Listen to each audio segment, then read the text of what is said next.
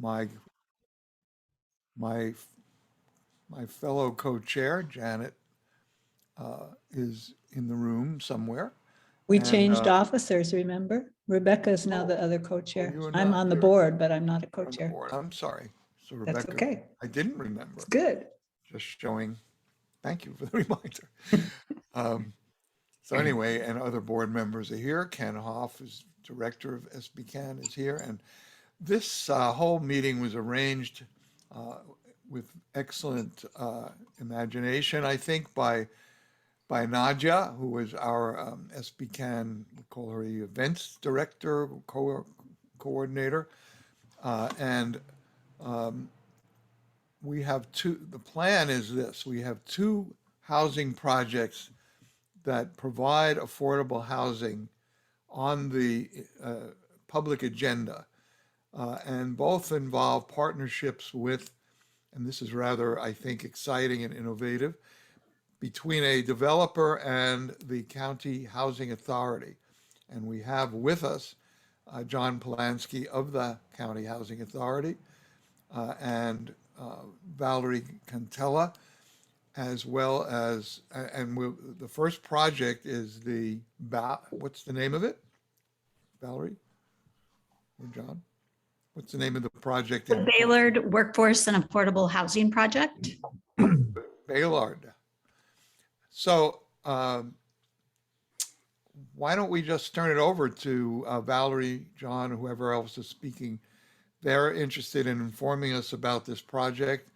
I don't think we know anything about it, including what stage of development we're in and what support you might be looking for. Well, great. Good afternoon. I'm Valerie Cantella. Some of you know me from my Goleta days as Valerie Kushnerov, so it's really fun to see you here. I would like if you would give me the ability to share my screen, and Brent Little, who is here from Red Tail Family Development, although his screen says my name as well. His name is really Brent, and then of course John Polanski, and we would be happy to walk you through our presentation. I think you should have the ability to share screen. Perfect. There you go. Hi there, everyone. Yes, right. I am not Valerie also. This isn't a game we play. I just had some trouble logging on, and so it was easier for me to log on using her password and all that. So as she said, my name is Brent Little, and I am with Red Tail Multifamily Land Development.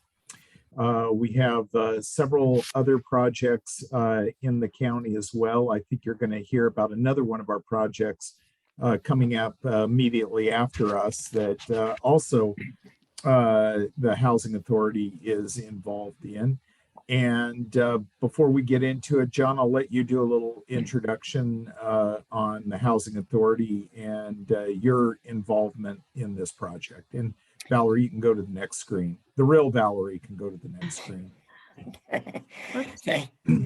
Thank you, Brent. And Dick, you're quite right. The Housing Authority of the County of Santa Barbara is really excited to form these partnerships with private sector developers to help us create more affordable housing, and then also just additional rental housing into the marketplace to help alleviate the burdens of just not having enough rental housing on the south coast of Santa Barbara County.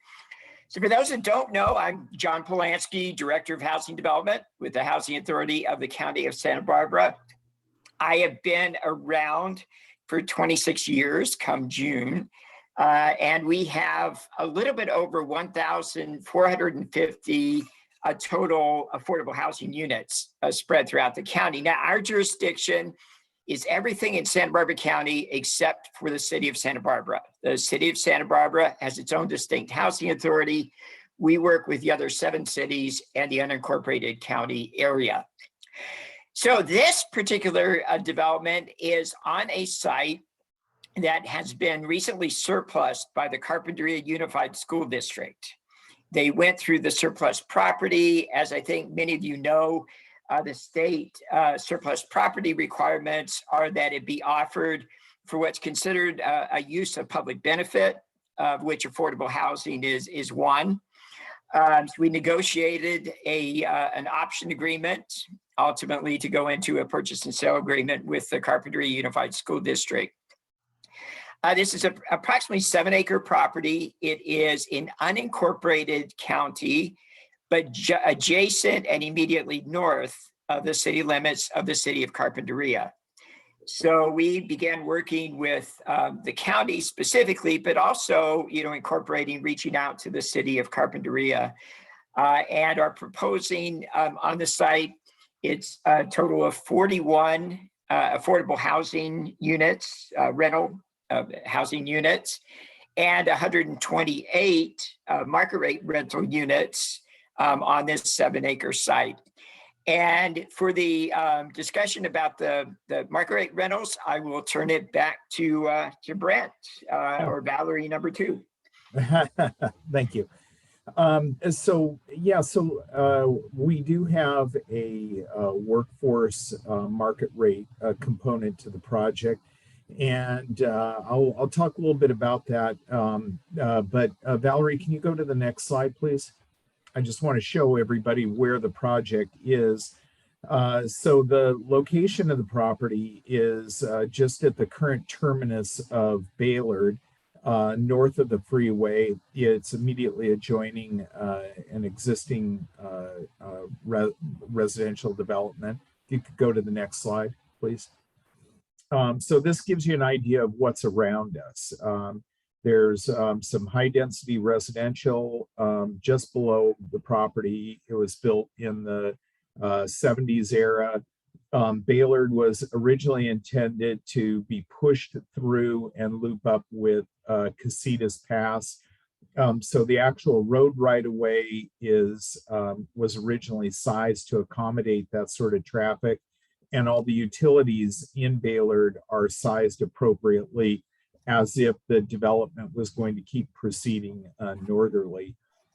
There are some single-family homes off to the east of us, and then mobile homes. And one thing that's important to point out is that this is in an area of the South Coast region where there is office manufacturing and businesses. And we should note that as part of our outreach, we've gone and talked to a number of the businesses there, and we've even secured support letters from at least one major employer that's located in that business park that is saying they are having trouble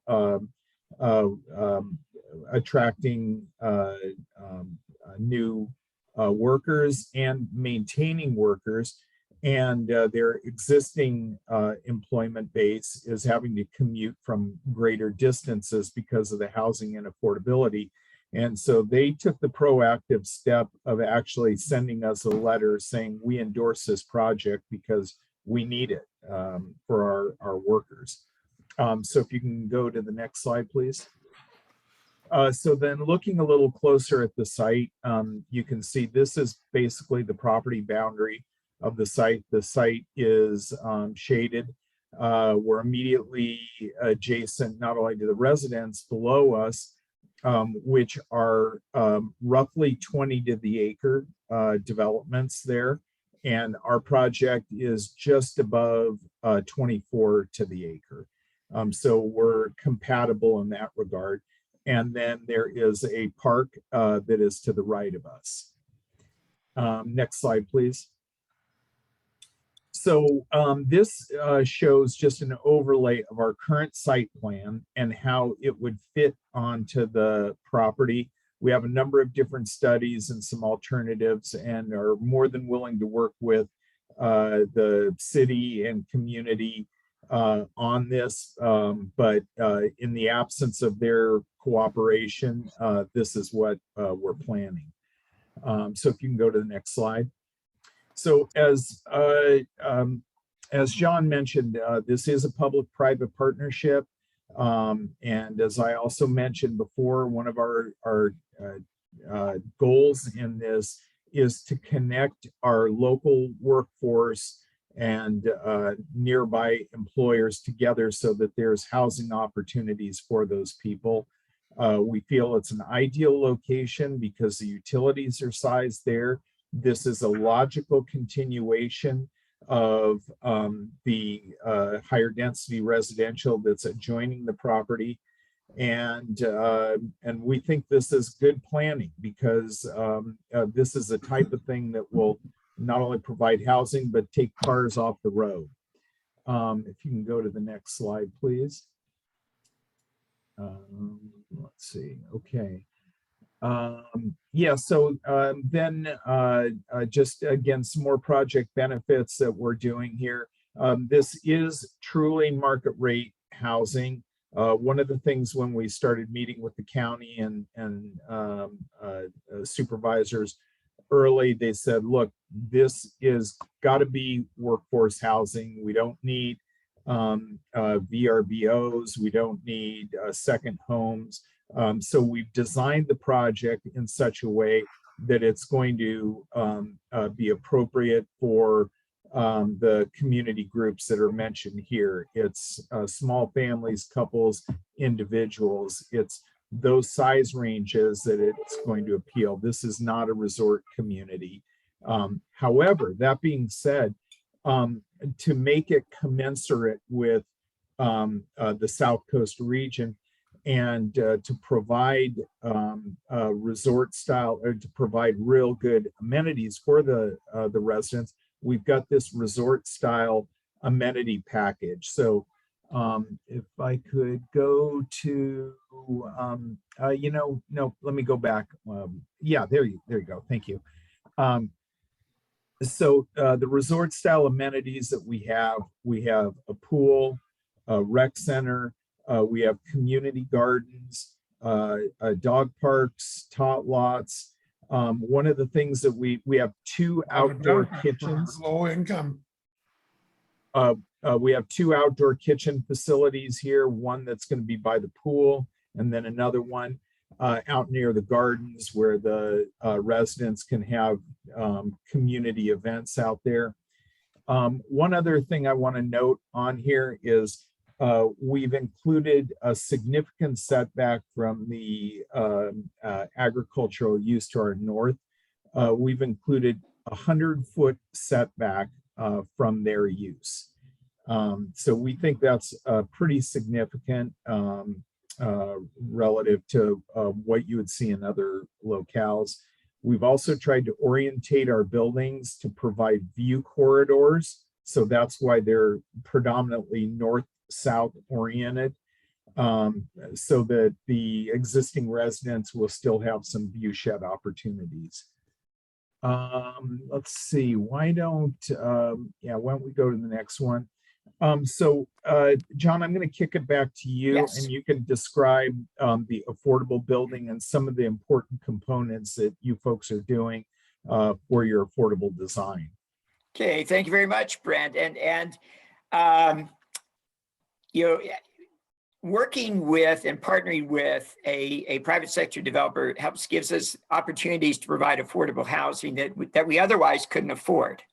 And this is one of those cases. You'll be hearing about another one later on. But this is the current proposed design for the 41-unit affordable housing building.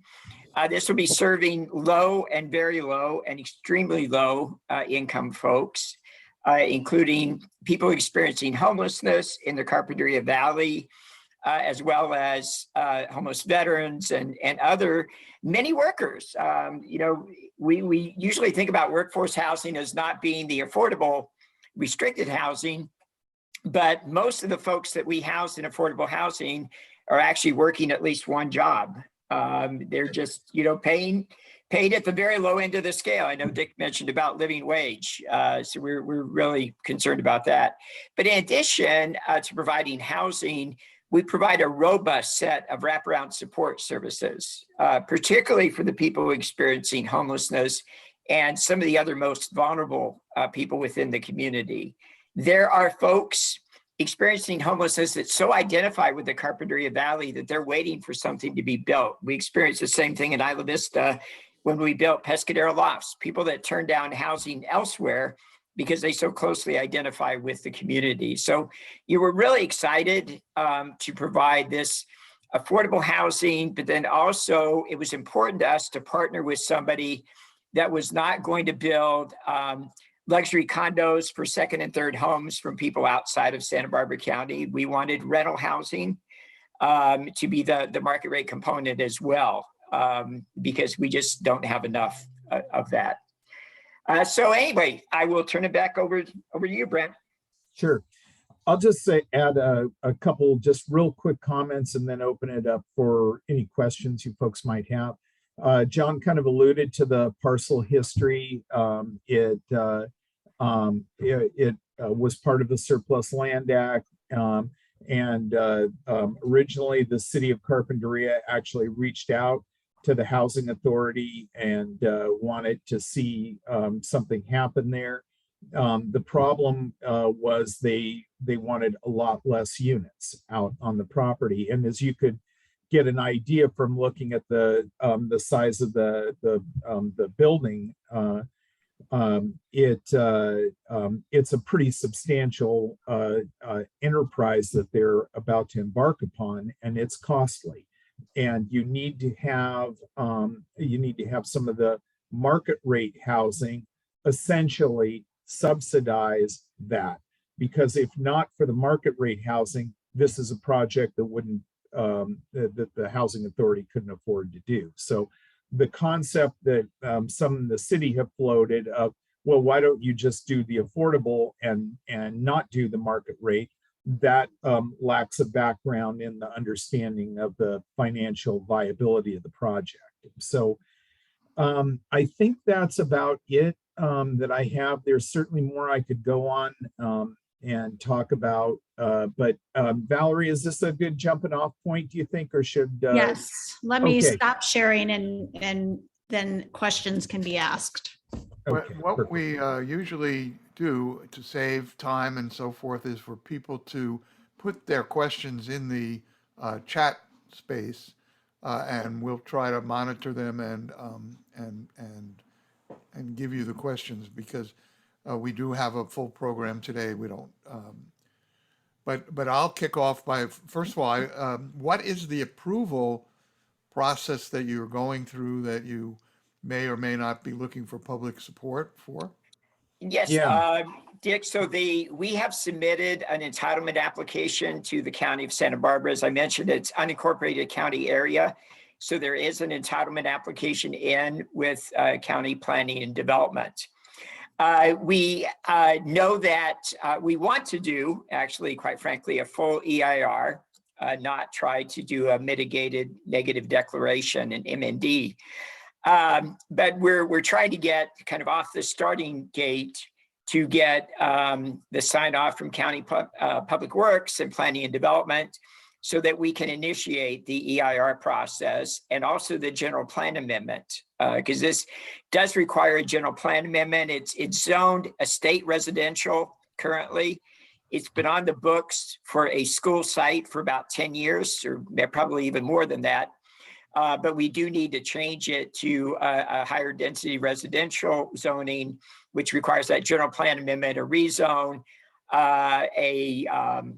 a lot line adjustment or lot split to separate the market rate and the affordable. So it's really through the entitlement process, Dick, is where we're seeking the support from the community.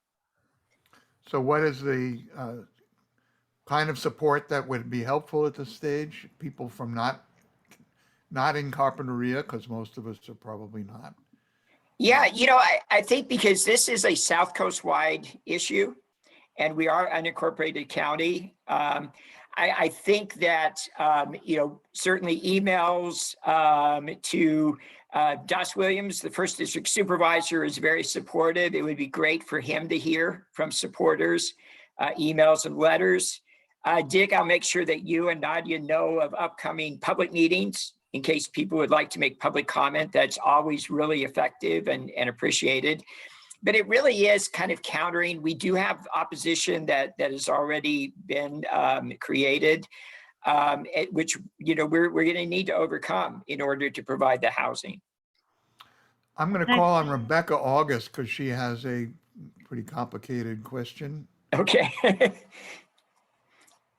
I heard, I was in another meeting and I heard something that I wasn't sure I understood about the affordable housing portion of the project, that the county was going to complete that and fund it perhaps, or there's some kind of arrangement where, this is what I heard, that there's an arrangement where the other part of the housing will be built and then there's not like a finished plan for the rest of it, or there's not funding for the rest of it. Can you clarify what I might have misheard or misunderstood, or can you explain?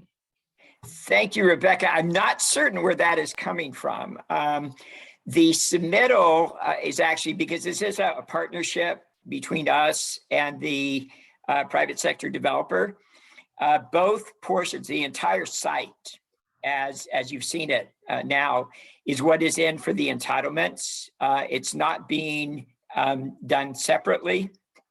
And in large part, that's because, as I think Brent alluded to, the way in which we can afford to do the affordable units is by having the market rate component as well, which does help to mitigate and subsidize some of the affordable housing. So I'm not really quite sure. They are not moving independent of each other. They are moving jointly. The entire site it is proposed to be entitled at the same time.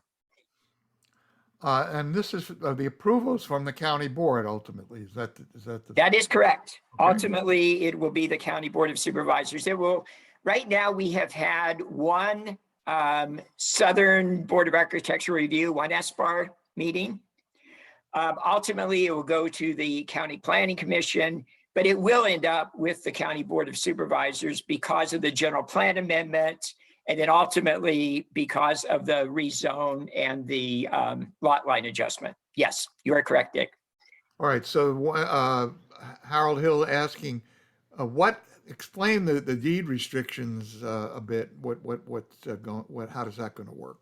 Sure. The deed restriction after the lot line adjustment to separate out the affordable income restricted from the market rate, it's a minimum of a 55-year deed restriction that the property will remain affordable. That's required by the tax credit program.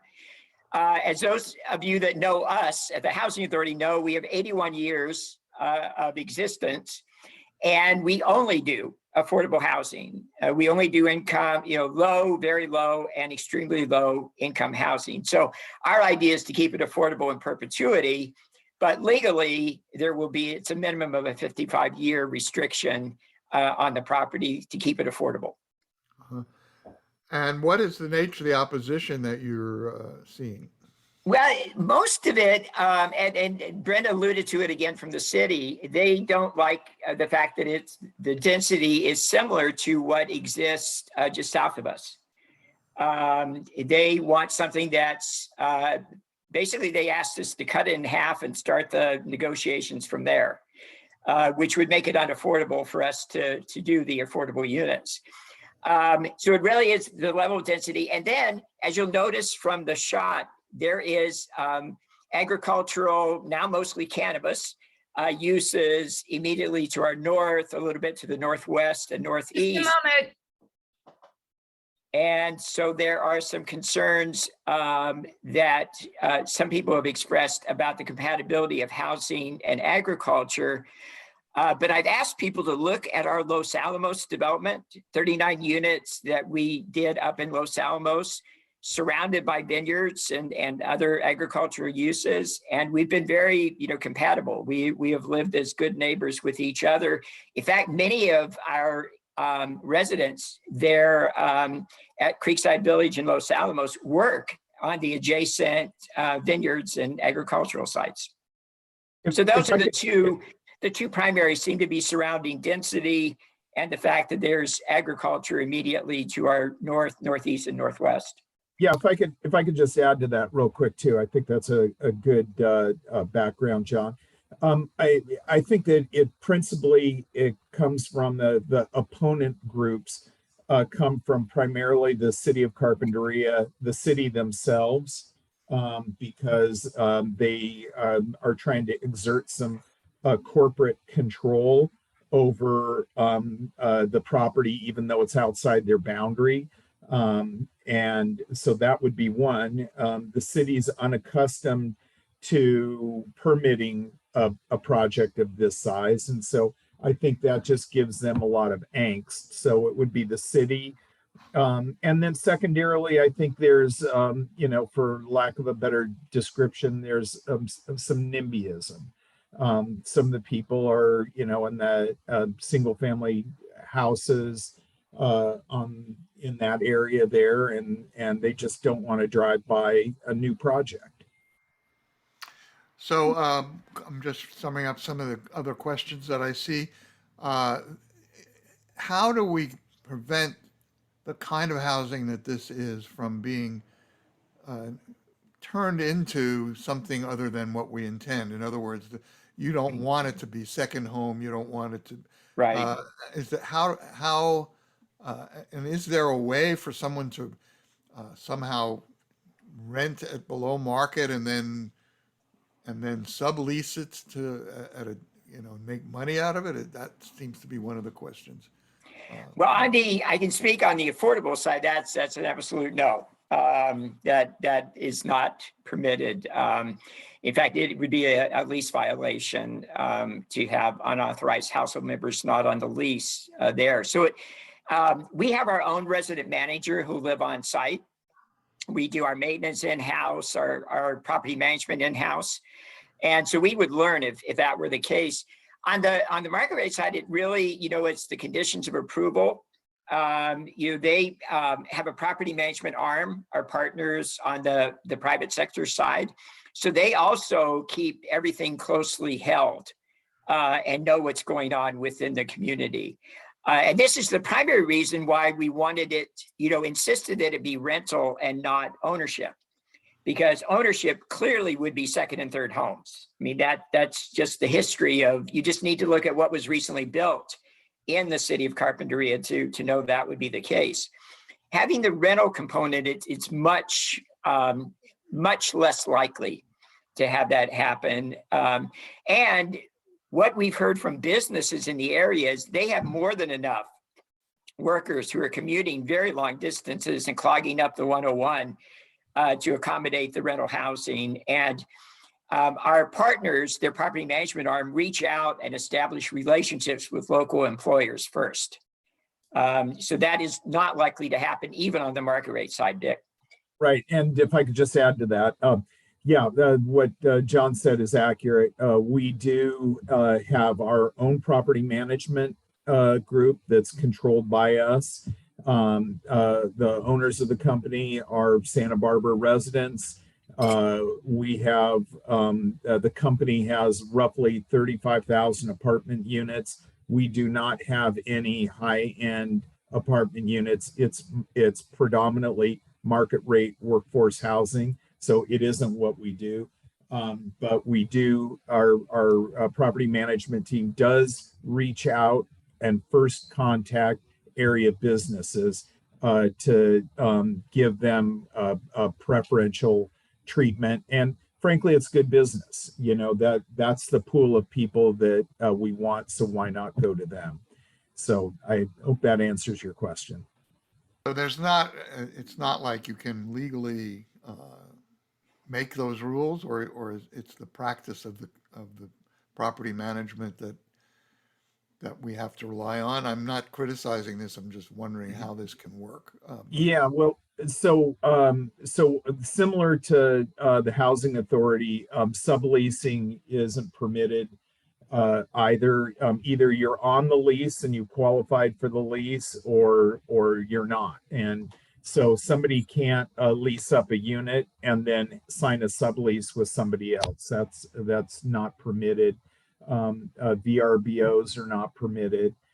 So that's all within our right as landlords to control. So we've got to move on, but one final question. Are the recreation facilities, which look exciting, open to all the residents, both the affordable, low-income people and everyone else? Yes. And that's, yeah, that's what we're in the process of doing, a cost sharing agreement, so that the entire site is available to everybody. Brent didn't point out, but there's even a little dog park because a lot of our residents, particularly the veterans, have dogs, and that's what's precluded them from getting into other housing units sometimes. And so a little dog park, a little garden area, a place for people to do a little bit of farming. The entire site will be open to everyone, Dick. And that's a really good question. That's very important to us. Yes, it would be important to us too. All right, well, this is, to me, exciting and not surprising that there is resistance and conflict about this, but it's a good challenge for those of us who want to see affordable housing created and protected in our world here. So the second project that we're dealing with is also both similar in certain ways and presents another case in the same respect. It's called the Heritage Ridge Project. It's in Goleta, and it involves the two. So Red Tail is the developer, and the Housing Authority is the partner on that. It's the same You story. are correct, Dick. It's the same partnership. Yes. So what George Rellis is here, who is a veteran, longtime heroic voice of Goleta, and the project has raised certain kinds of questions for Environmental Defense Center and other environmental groups want some significant modifications in the plan. And I think, George, if you could take the lead in sort of conveying what those concerns are, and then John and company can try to respond to that. This is we've heard about this project some time ago, and there's kind of a division among the progressive and environmentally oriented groups. League of Women Voters, Linda Honickman is here from there. She may want to weigh in on their beliefs, the position they're taking about this project. So can you take it, George? Yeah, I'd be glad to, but I'm not sure everybody here is acquainted with the project. I wonder if you want to have John or Tim give an overview of the project, where it's located, how many units, et cetera. I can do that if you want, but I thought I was hoping that could happen, but they were asking. So John, can you do that briefly, and then we can. Certainly, we can bring up the. Are you just saying like the site itself? Yeah. Well, I mean, explain what. There we go. Yeah. Okay, so just really quickly, what's being proposed on this site are 104 total affordable housing units. You'll see on the left-hand side with the cursor, there's a 41-unit senior oriented building. And then to the right of that, there are 2 buildings for a total of 63 non-age restricted. I'll call them, family housing, but it's non-age restricted because seniors, of course, are certainly welcome there. And then there's a small community center in front of building 2 on the affordable side. And that is for supportive services. As all of you know, I know I'm preaching to the choir with this. Support services are what make people in affordable housing, particularly the most vulnerable, successful in retaining their housing. To the right, you'll see there is a 2-acre park, a public neighborhood park. That's also a culturally sensitive site. We'll get into that, where I work with Shumash and BBCI in particular. And then you'll see the other buildings, the 228 market rate, all rentals again, and then some of the amenities there on the right-hand side as well. So that is the site. There is just to the north is the SPA, the streamside protection area that I'm sure George will mention. And then there are some wildlife corridors and things that we'll explain in more detail later. George, did that give you the overview you wanted? Very much so, and Okay. I have the same slide that maybe Nadia will let me share, because that's probably an easier way for me to highlight where some of the differences are. Yeah, I think you should be able to share. Okay, how's that? So this Yep. comes out of basically the staff report, and I invite Tim or John to make corrections or make suggestions as I talk about this. I want to say at the outset that the 5 groups that engaged EDC, which some of you may know, have some issues, but fundamentally, we've tried to make clear that we don't want to oppose the project. We don't want to advocate for shrinking the number of units. And we've been in conversations, EDC has been negotiating for us with Tim primarily, and we're optimistic still that the remaining issues can be resolved, and we have made some concessions. So the 5 groups that engaged EDC, by the way, EDC couldn't be here, and so asked me to attend, and what I lack in expertise, both legal and environmental, I'll try to make up with good humor. The groups that engage EDC are Audubon, Citizens Planning, Sierra Club, Santa Barbara Urban Creeks Council, and the Goodland Coalition, of which I'm the convener. Our main thing is we'd like this project to adhere closely to Goleta's general plan and CEQA requirements. As I said, we would very much like a settlement. We'd like to actually support the project if we could resolve the issues. The key issues are as follows. If you look up here in this corner, there's Los Carneros Creek, a railroad track, and we want a full 100-foot setback from the creek. To the developer's credit, they already have made movement by removing some of the vegetation, the wall, and some parking spaces. So depending on which map you go by, we contend there's still about 7 or 8 or 6 feet short of the 100-foot setback. Sorry about that. I don't know how to shut this thing off. Just a second. Is this part of the humor routine, George? Yes, it is. This is when I get in trouble, I have this plan. I think sorry. that's John Polanski calling you. Yeah, you caught me. Okay, and one of the points of contention is which map should be used. There's a map from 2015 where there wasn't so much growth on the canopy, and so the developer contends that they've met the 100-foot by making these changes. Our belief, and this is a principal issue, in other words, in principle, we think that the map that should apply is a 2021 map, and then they would be the 6 or 7 or 8 feet short. And I want to stress that Goleta requires a 100-foot setback from creeks, not 99, 98. And we've been successful with other developers, most recently Village at Los Carneros, where they redesigned the project. They had a 35-foot setback, and working with them, we got the full 100 feet. And that's a really key issue for us. So that's number one. The Department of Fish and Game, California Department of Fish and Game, there are a wildlife corridor with animals and coming underneath the creek and over on this side, bordering Los Carneros itself.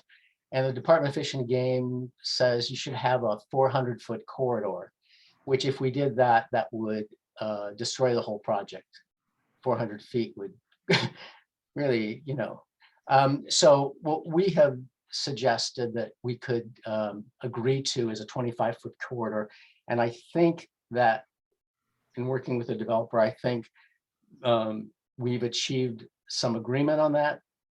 Also, by doing something with the wall so that they can also, so animals can also go this way down this other area. So that I don't think is going to be a problem. The other issue has to do with this area for a park.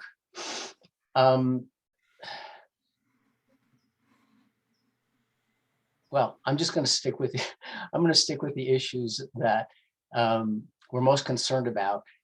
This area right in here in the Goleta General Plan was designated as a mapped ESHA and had at one time very highly protected coastal sage, but also other things like coyote brush. We have quite a disagreement on this in the sense that developer has said it didn't exist, it doesn't exist, it shouldn't exist. It was never there, but it's certainly not there now. We feel like there's plenty of documentation. We have people who have walked the property. And again, it's hard to put Humpty Dumpty back together again. It's hard to replant all of that. And if you did it, you probably would knock out the park. The park is required.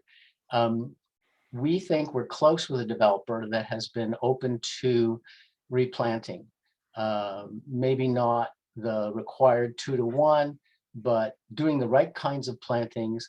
Also, the developer has done a good job, we think, in working with us in having trails and vegetation to try to, and also with the Chumash to try to minimize the disruption here. There's a little, I think, active recreation area down here, so we can still call it a park. So there are, I think, 19 parking spaces for the park. You could worry about if they're going to be available or if residents will park their pickups there. We don't know. But again, I think we're close on this one to try to get to yes. So I think there are some also issues about birds. Audubon has identified 30 species, including the kite. Again, we think it's a surmountable issue. I won't go into that partially because I really do lack the expertise. So what we're really down to and working hard on, I think, is this whole issue of how do we get the 6 or 7 other feet. We did have an expert that said there's another way to do the capture the runoff. Right now, a lot of it's dependent on this infiltration garden. We were trying to be creative and suggesting that if we did a different kind of runoff management, that this could be shrunk. And if it was shrunk, the buildings could move south. Developer wasn't wild about that idea. Don't blame them. It's not easy to do that. Probably not cheap. And they felt they have a pretty good plan already, even though our consultant says didn't really love their plan. So what we're looking for really, as a matter of principle, really is getting this SPA, this streamside protection down to 100 feet, not 99, not 98, but 100 feet. I think I'll stop there and invite Tim or John if they want to comment on that, especially Tim. If I misstated anything, please help me. That's great. Thanks, George. Yeah, happy to address those items. We were going to give just a little more information on the project to help provide additional context. And if that works okay with you, George, what we thought is that John would kind of finish his part so you understood the affordable and a few other things, and then I'll go through and address those exact items that you referenced. Absolutely. I think we're trying to get all the issues out on the table. So please go ahead. Excellent. George, do you mind stop sharing so I can Oh, pull up our presentation? if I can figure out, yes, there we go. Thank you.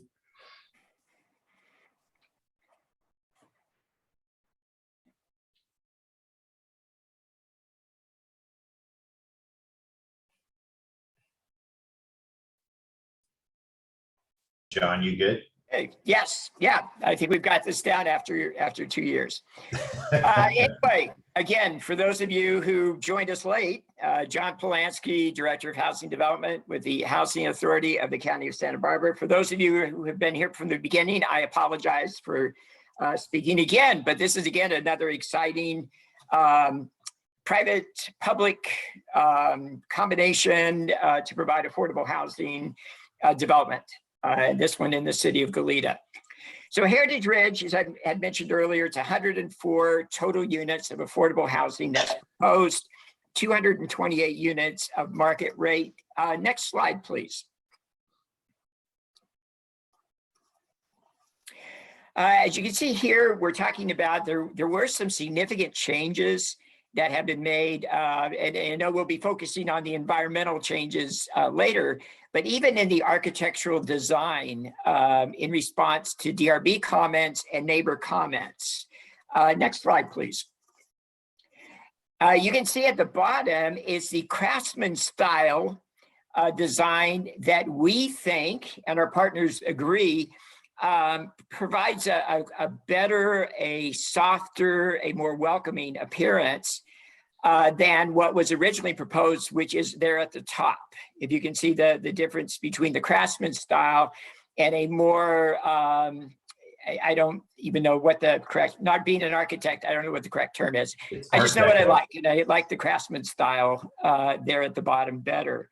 Next slide, please. You can also see here, in addition to the craftsman style, and again, directly compared with what had been previously proposed, we've also reduced the bulk basket, the mass, bulk, and scale of the affordable family units. You can see we divided the 63 units from one building into two, and we're proposing at that little open area a pickleball court, being very much into encouraging recreational activity among our residents. Next slide, please. Here it shows a little bit of the market rate component having done the same thing, the craftsman style, which we all really like. Our partners, the architects, everybody really likes the craftsman style. The city loves it, as opposed to what was originally proposed. Next slide, please. Shows a little bit more. Next slide, please. And then here is the site plan looking from above, the bird's eye view. You can see on the left-hand side where we talk about the 63 unit building being divided into two.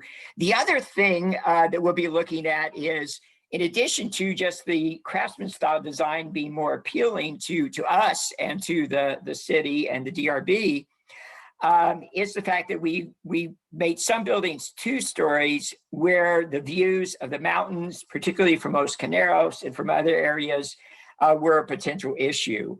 Next slide, please. Here is the view looking from Los Caneros. You see the existing view on the left-hand side, and then the view after the fact that we have that 2-story component closest to the roadway, and then move to the 3 stories beyond, which protects the mountain views. Next slide, please. The other thing that we've done specific to the landscape architecture, and we're working with a really great landscape architect in the park design, is to use native plants wherever possible. And one of the other constraints of the site that's mentioned there, that was alluded to about the retention basin, is the high water table that we're also dealing with that limits somewhat what we can do for stormwater retention. Next slide, please. So landscape design, again, you can see in the using native plants wherever is possible. We do have that park area there in the middle. The 2-acre park is also a culturally sensitive site for the Chumash. And so working with the Chumash to make sure that we honor the cultural sensitivity. And you can see, though, a really kind of a nice layout of the buildings, the reduction in the mass, bulk, and scale, and the overall look of the property. And again, similar to the Bailard, the Carpinteria Unified School District property, everything being available to all of the residents. Next slide, please. And now, in addition to being sensitive to the fact of the cultural sensitivity, we also see this as an educational opportunity, and BBCI in particular, and other members of the Chumash have been really excited about it being a celebration of cultural history. So in the design, not just being sensitive to the needs of the Chumash and protecting their history, but it's also to kind of explain throughout elements in the park the cultural history of the BBCI and the other Chumash. Next slide, please. So we worked really closely, in addition to working very closely with EDC and Good Land and the other groups, with BBCI in particular, but then also members of the Chumash, in designing and making sure that the elements, while we would plant as much native as we could, have as much activity as is usual in a public neighborhood park as we could, but then also have this celebration and education of the cultural history of the Chumash. Next slide, please. And here, just a little bit about the public neighborhood park defined. There are sometimes, concerns about a neighborhood park versus a regional park and what type of activities. We couldn't have soccer fields here, but we're having the activities that are consistent with a public neighborhood park, a tot lot, and again, kind of this learning ability, as well as some places for recreation, walking, and other stations, exercise stations. Next slide, please. And so now we have Hasparco.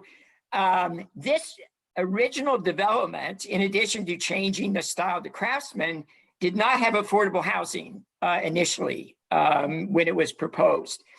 It became really evident to our partners that affordable housing was important to the community, was important to the city.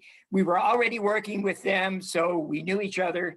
And so they eliminated approximately 130 market rate units to allow us to build the 104 affordable units that we're proposing now.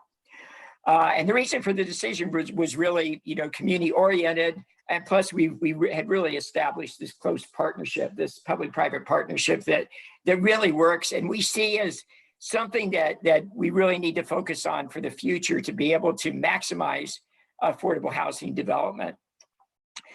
Next slide, please. So these are just two buildings that many of you are familiar with. Some of you may not know are Housing Authority properties.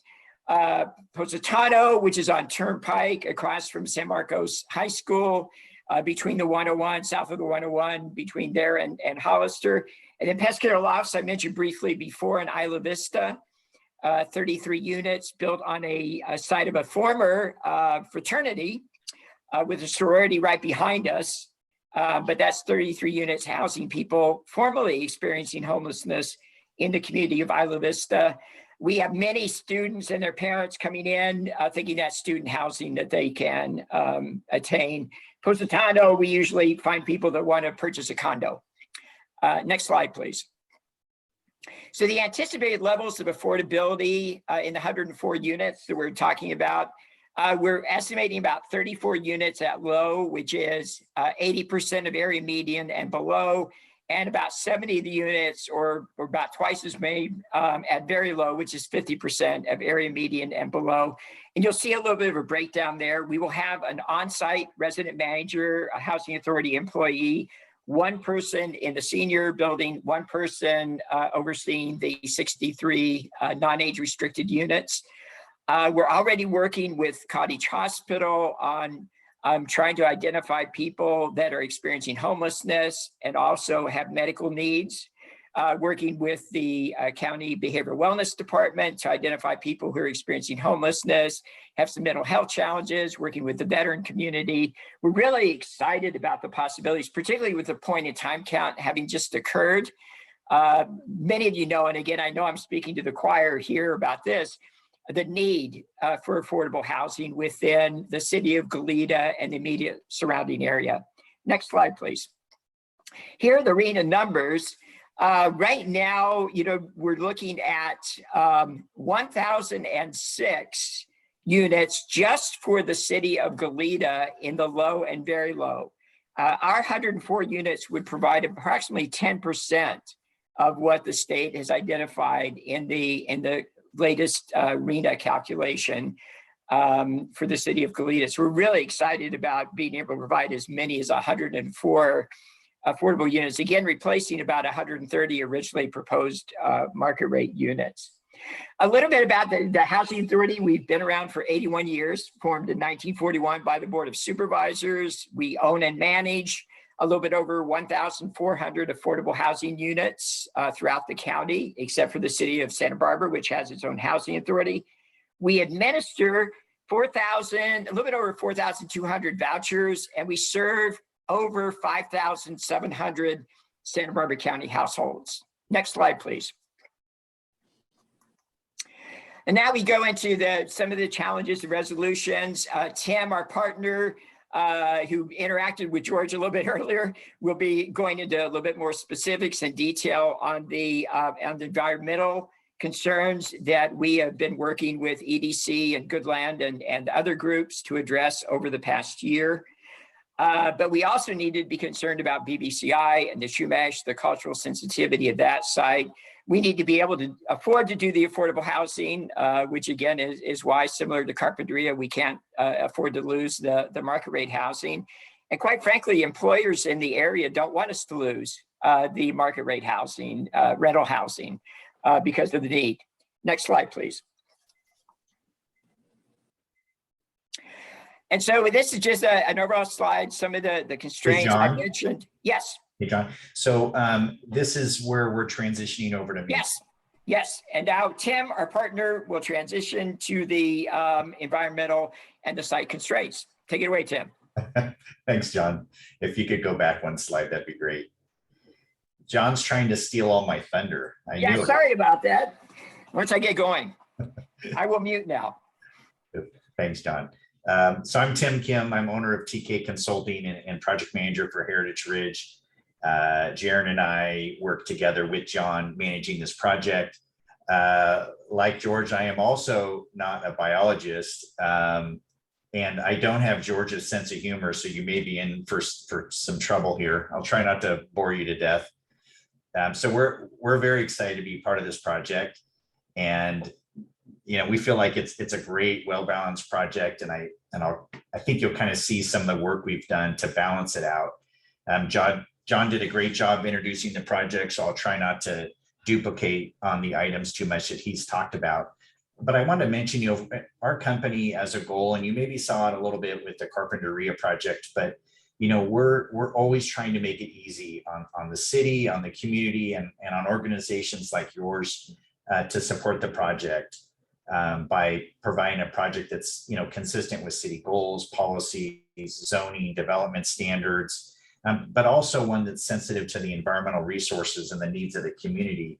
And even on this one, we thought we had everything covered, and then EDC came along and said, hang on, there's some things that we really haven't covered. And so, for the last year, we've been working on that. So you see on the slide some of the key challenges and resolutions that we've been working on. And when we first came in, there were quite a few open items, but you may not know this project's been going for about 8 years, and it got to the public hearing stage and almost went to public hearings, and then they pulled it off because Tobes pulled it off because there were some outstanding items that the city felt like really had not been addressed and were maybe not ready for the hearings. And then Mr. Tobes had unfortunately passed away, and we came in and started working with the foundation on this property. So John mentioned mass, bulk, and scale. That was a pretty big change for us. That there were much larger buildings. Most were 3-story. We came in and broke up the buildings. About half of the buildings are 2-story, and some of the 3-story have 2-story elements. It's super cool architecture now. We're really excited about that. And this property was originally 353 market rate units. Some of those were seniors, but they weren't seniors affordable. And, now what we have is instead of 353 market rate, we have 228. So it's a pretty substantial reduction. And then 104 market rate, more than 30% market rate. And that was, again, purely voluntary. We just, in the end, that was the thing everyone kept asking for. And we felt like we just couldn't do it. It was too expensive. It's affordable, Tim. 104 affordable. 104 affordable. Yeah. Correct me whenever I misspeak, but so 104 affordable, and the Tobes Foundation and developer Redtail Multifamily both contributed quite a bit to make that happen. We already kind of talked about the park and a few of these items, but in the end, and we've been working with EDC for about a year, and we've really endeavored to provide a responsible development that either minimizes, avoids, or mitigates those environmental impacts. So the biggest, if you want to go, well, the biggest on these impacts is the last one that was on that other slide, which is the 100-foot streamside protection area buffer. And so, to kind of understand that a little better, and I'll hit this quick. This is a super busy slide, but it does kind of depict that it's a really complicated site, and there are a lot of constraints here. And so, George mentioned, and he's right, they actually brought in a civil, because we talked about civil quite a bit, and they brought another civil in to see if they could maybe help out. But, we've got roads all the way around that constrains us, and they're existing, roads and sidewalks. So the grading has to tie in with those roads, those elevations, the entries that are across the street at Willow Springs. This is really the third phase of Willow Springs. And so the road alignments are already set for the entrances. And then the cultural area there is huge. I mean, that's a hard boundary, both vertically and horizontally, where we can't move it. And so what that does is, when we look up at the top, which is where the SPA buffer area is, and I'll show you that in a couple other slides. But when you try and slide stuff down, you've got a road, you've got parking, you've got buildings, you've got more roads that all have utilities in them. And then these basins, and there's nowhere else for those basins to go. So we appreciate that George and his group were trying to help with that. And so anyway, you can see that there were quite a few constraints. The topography itself was pretty big. Next slide. So this is just to say, here's some of the civil items that we were working on here, but they were extensive, and our civil team has been working on this for about 8 years with 2 different companies, 2 different civil firms, and city engineers, and the regulatory agencies, and state water board, and that kind of thing. Next slide. So as George referenced, I agree, these were the key issues. The SPA buffer, vegetation types, which that's been an ongoing discrepancy of whether they're ESHA or not. Wildlife corridors. And so the EIR was, they did a full EIR, which was from the city and their consultant. And the conclusions were that the biological impacts were less than significant, that the vegetation out there was not ESHA, and that there were no threatened and endangered species. And that was through many surveys, and recognize that other people have differing opinions, of course. So this next slide, this will help you kind of understand this buffer zone. So what you're seeing, our projects at the bottom, and that's, just aerial, of course. Up at the top, you've got the culvert, and that's the stream right there. So it goes underneath the freeway, and then it comes out just kind of in the corner of our project. And then the riparian is what you're setting back from. So that's all the kind of shrubs that are in bushes. I'll show you those in a second, but that are on that edge. And then you can see the Union Pacific Railroad corridor right there. So they have like a 100-foot corridor. And then they, those shrubs grow, and then they get trimmed back by the railroad because they don't let it come out too far. And then they they had to be caught on fire a little while back. So that's kind of a moving target. And that's been part of the issue with determining where that baseline really is and some different opinions there. But the red line you see is the 2015 baseline, which was established when you start the EIR. Next slide. So this is our site plan, and this is where we have the challenges. So basically when Tobes came in and they had done this project, that little area in the corner, that's, you know, at its greatest point, it's about 27, 30 feet. But they had parking there, and the city allows in the SPA language and the general plan, they allow impacts if infeasibility determination can be made. And Tobes had said, we can't afford to lose all these parking spaces that go on here. And we felt the same. And so originally we said, you know, we agree it's not feasible. And it was really important to George and EDC and the other clients. And the city staff said, hey, this is a big issue. You really got to see if you can reduce it. So we did. We went through numerous iterations. I think we ended up with 8 iterations, you know, and counting, of engineering plans and landscape plans. And each time we reduced it, and we said we can do compact spaces and this and that, but and then we shifted buildings. We removed landscaping, you know, planner areas. We even went so far as to squish the buildings together and lose some architectural elements between the buildings because the fire department wouldn't allow us to put the buildings any closer. And we couldn't change those basins because you need surface area, not just depth. So you can't just make them like narrower and deeper, for example. So anyway, a lot of work was done. And in the end, you know, EDC felt like, you know what, it's not enough. You got to get to 100. Like George said, not 98, not 99, but 100. So we're like, okay. So we got rid of all the parking, you know, we squished the buildings, like I said, and we got to 100 feet on that baseline. And then what happened was, and on top of that, kind of as a show of good faith, you know, the wall doesn't have to be, it doesn't really count against the 100 feet. But we said, you know, this would be really nice if we move this wall down a little ways and created a big landscape area on the other side of the wall. So it's sort of an interface, if you will, with the riparian across the railroad. So go next slide. So there's a zoom in picture of it. I probably should have skipped to that first, but there you can kind of see. And so all that area at the top used to be parking, and the road curves down now, and these buildings are closer. Next slide.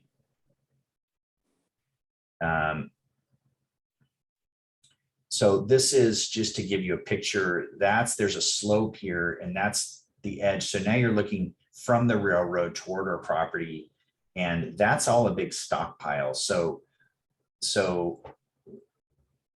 like George mentioned, he felt like, and some people feel like, hey, maybe there was ESHA there before, maybe not now. So there was the Tobes group had been given a stockpile permit that was, you know, checked for environmental by the city way back. And so then there's quite a bit of fill on the site.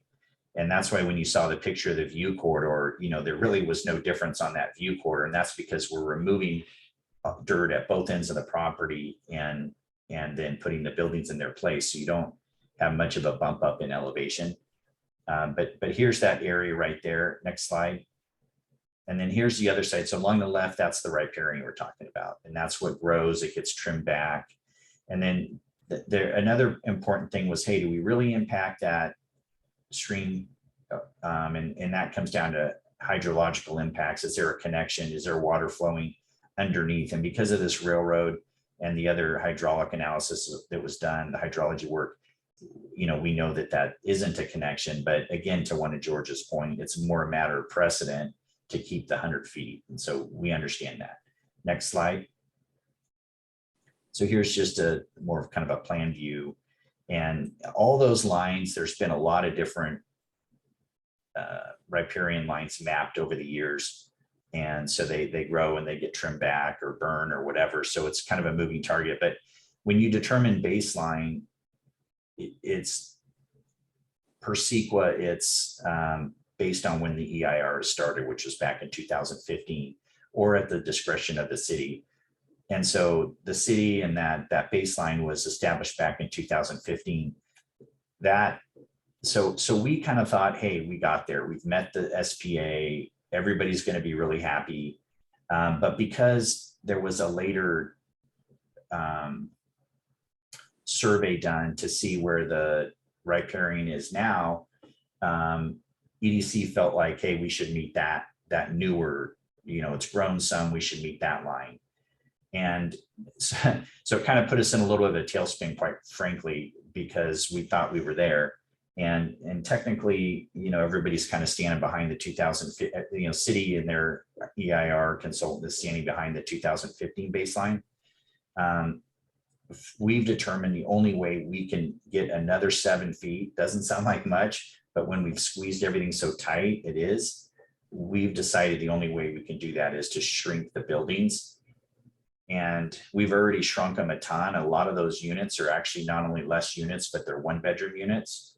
So, but we're looking at it, George, and just to let you know, we're looking at that again to see if we can't maybe, shrink the buildings enough to get us to, another 6 or 7 feet.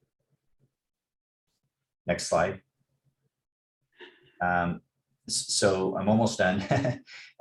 So this is, George had mentioned some of the vegetation out there, and this is what's there now. The coyote brush scrub and quail brush scrub are two of the kind of predominant vegetation types. And these are very common. The coastal sage scrub is the one, and that's a different mix of vegetation. That's the one that's determined to be ESHA. That said, just checking Jaron to see if we have, that said, I'm going to show you in a minute some things that we've done to kind of help address that. And George already alluded to it. Next slide. So I'll come back to the ESHA. These are the wildlife corridor areas that George was talking about. And so the wildlife come kind of from up above at the top end of your screen, and they come down through these culverts and go under the freeway. I mean, some do anyway. And then they traverse kind of parallel to the railroad, and then they come across Los Carneros. And yeah, George, we have met that 25 feet. I think at the narrowest choke point up there, it looks like in the top left, it gets down to 25. Most of it were much greater than that. And we've done some interesting stuff I didn't know we could do, but where we created these little kind of stair step things where the wildlife can actually come down and go over to the park. I guess it's to play in the tot lot and stuff like that. I'm not quite sure, but but no, there's some areas there that they may want to get to, and then it gets another route for them ultimately to get down to that wetlands area that's kind of down toward the south end or the lower end of the slide there. So I agree with George. I think we've gotten there on that item as well. Next slide. Landscape, we've talked about this a little bit, but the before and after, I can barely tell the difference, but skip to the after, Jaron. So, we've done all the top right corner, the kind of northeast end. We've made those changes. We've actually planted plant life similar to ESHA type vegetation.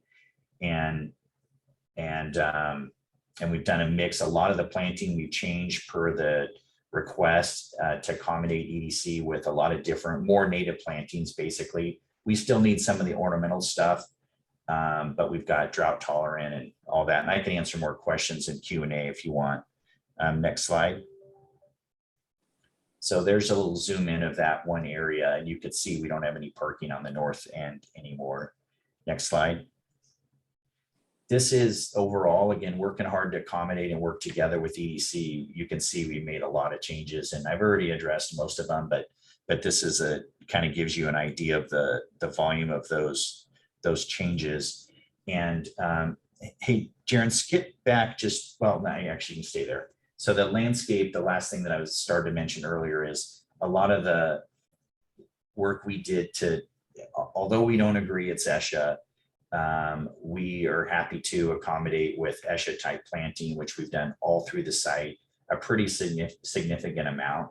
And so we feel like, we're hopeful that that's a good and reasonable compromise to kind of get us over the finish line. And our goal, George, and for the folks listening, would be to have EDC say, we support the project. Maybe it's not perfect, but we support the project. Next slide. So this is kind of the end. This is just a summary of some of the key attributes of the project, and we've talked through most of them, but in fact, we pretty much talked about all these, but we did do some other gives for the city to help them with, by dedicating some right of way for, bike lanes and to help with their circulation element, street widening. I guess we've hit all these other items already. So anyway, thank you. Sorry, that was a little long, but appreciate your time. Okay, so we do have a few minutes. What I don't quite understand,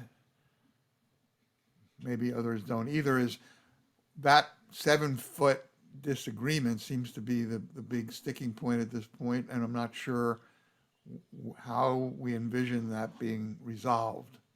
If anyone has any comment on that, George or Tim or John or anybody. Well, I think there's two ways to resolve it. One way would be if Tim can find a way, which he said they're working on. The other way, just honestly, is this is a matter of law. And by that, I mean, which map applies is something that could be resolved as a matter of law. And that could be resolved not at the Planning Commission or even not necessarily at City Council, which is where this is headed. We didn't mention that the Planning Commission is having the second meeting about this on the 25th of this month. And it's not uncommon to look at CEQA and its regulations to say, this is when the map attaches to the EIR.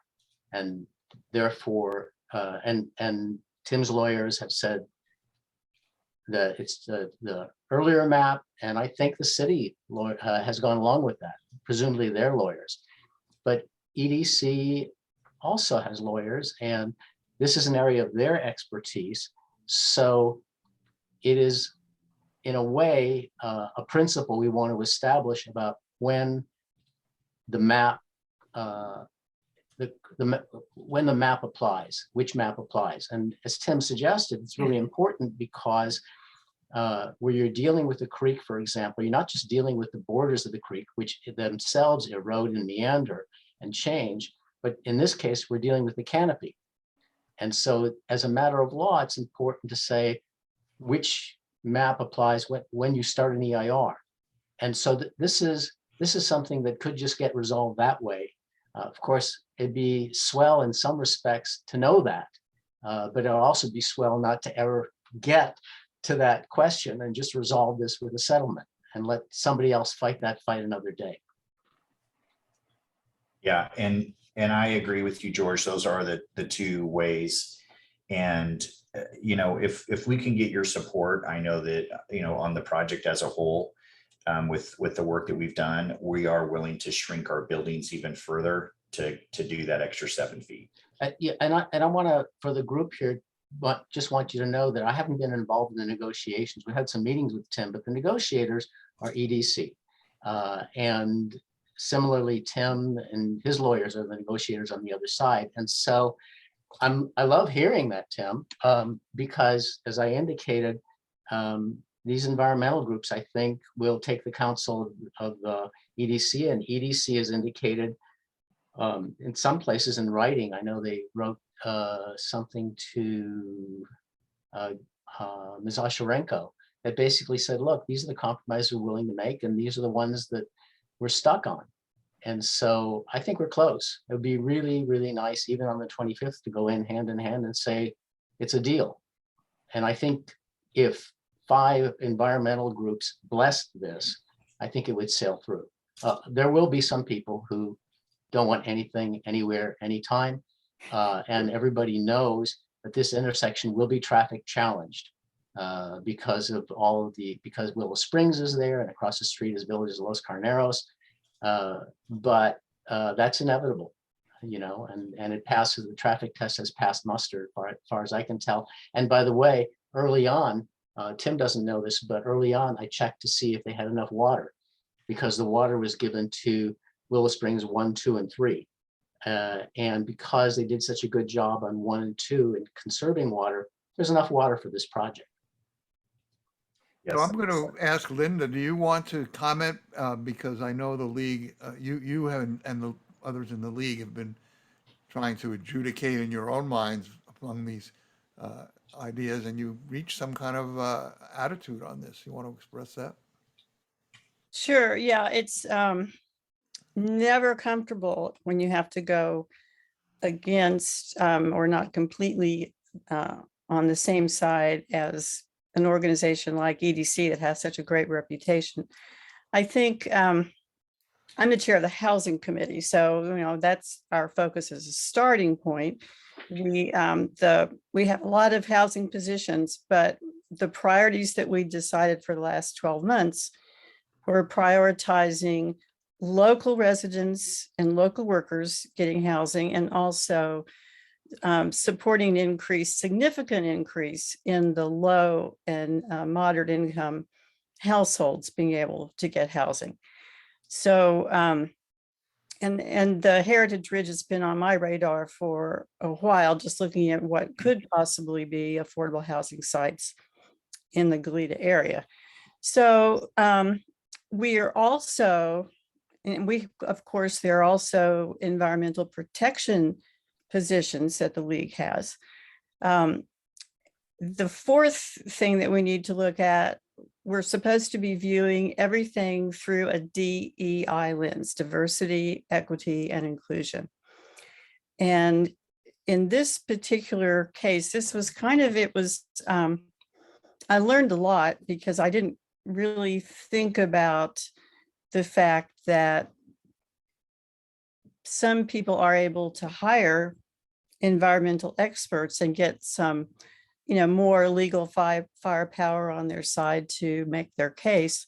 So when you had, and I know the EDC, when they put out their talking points, they use phrases like balanced approach, and we can do a win-win if we just do a little bit more changes on the site. So that, and I would say 90% of the comments were from those talking points, which does make you feel a little bit alone.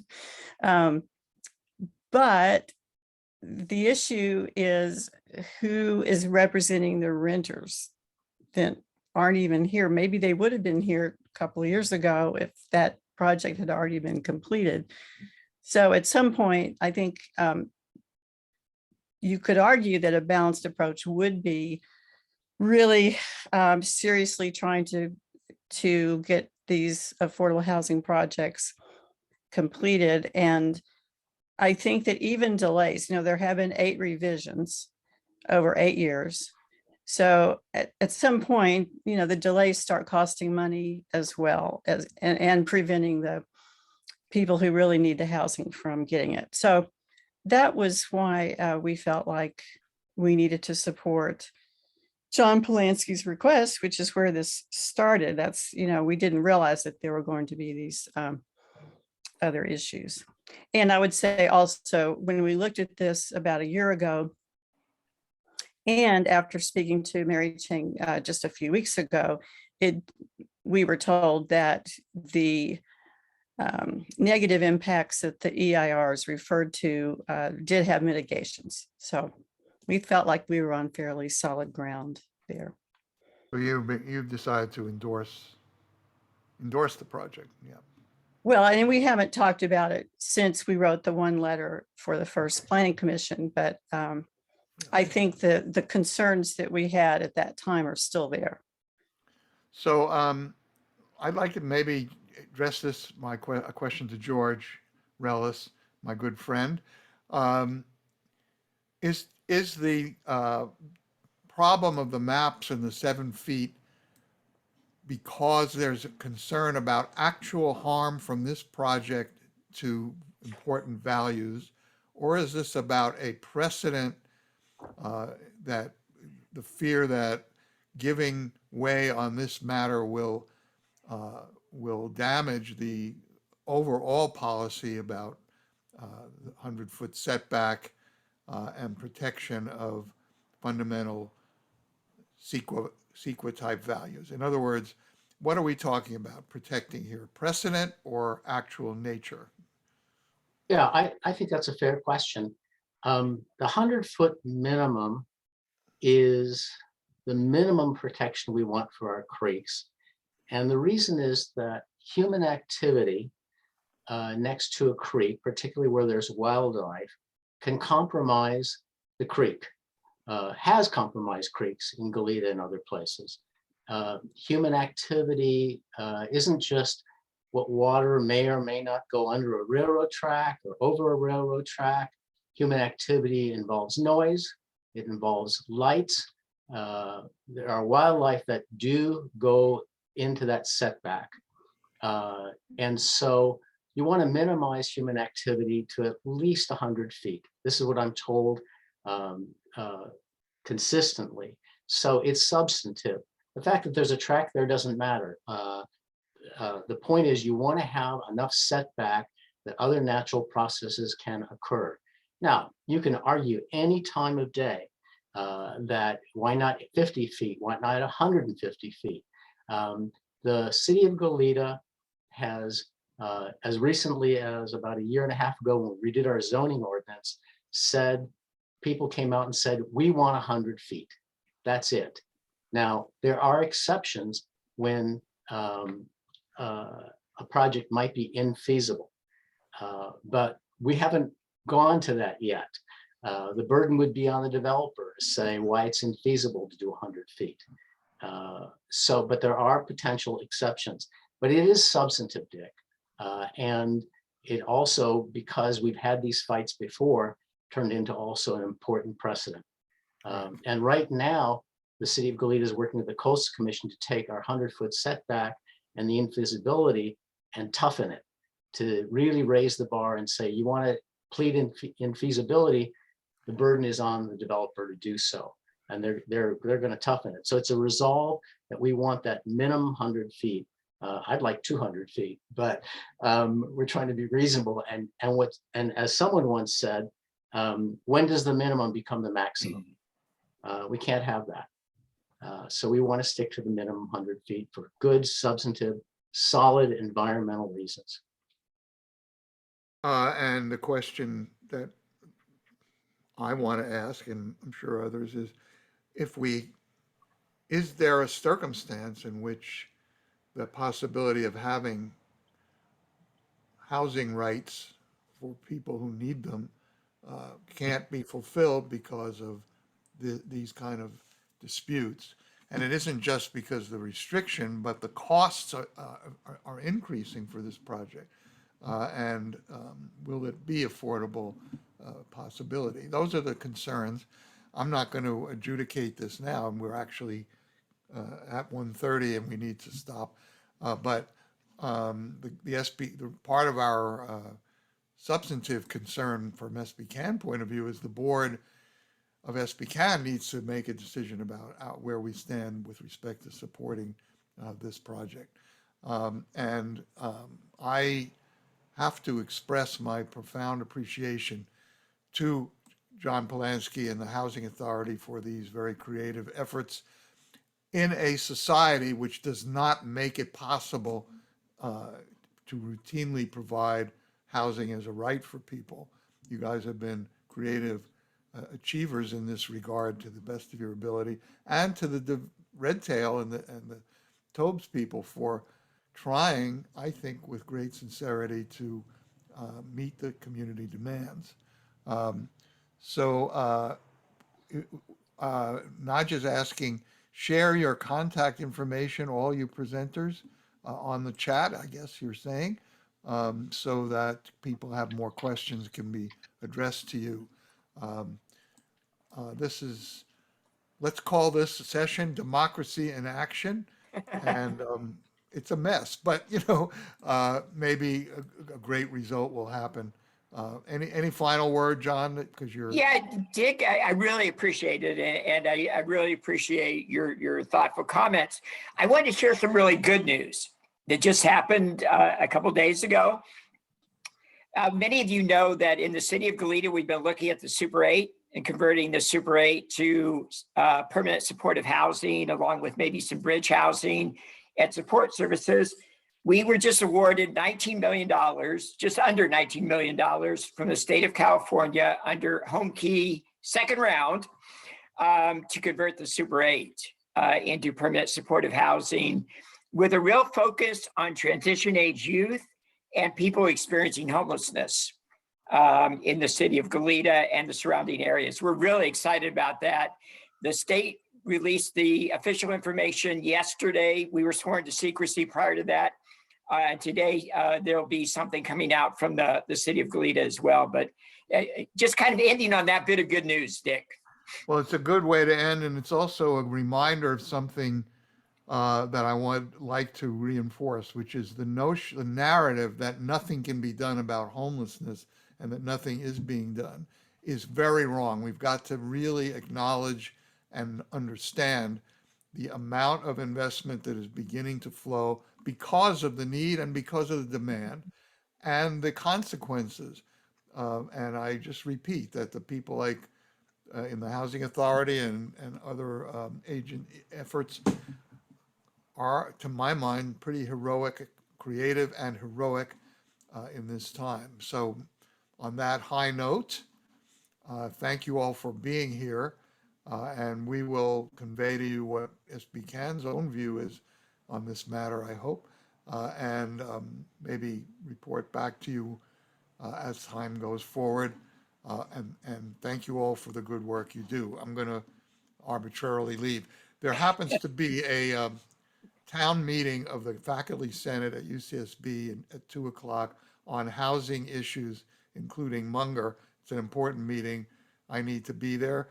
And that's another, my whole day is spent just sitting here at my desk, saving the housing issues for the world. That's Excellent. okay. Thank you all. Thank you. Thank you all. Thank you Keep so up the much. good work, Dick.